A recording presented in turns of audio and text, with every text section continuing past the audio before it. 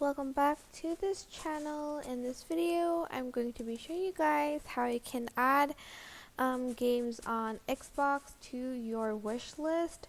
So you are just going to go to store, and then for instance, you want this game. It is called RPG Time: The Legend of Wright, and you want to add it to your wish list. You're just going to select the game, and then you are just going to select this heart symbol and press add to wish list, and then you're just going to go back and to find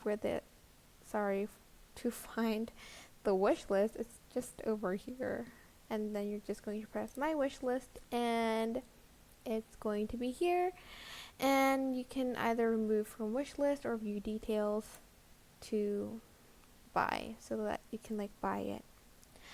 But that is basically it. I hope this tutorial was helpful for you guys. Don't forget to like, comment, share, and also subscribe to this channel if you haven't done that. If you have any questions, just leave it in the comment section down below and I will try my best to answer them all.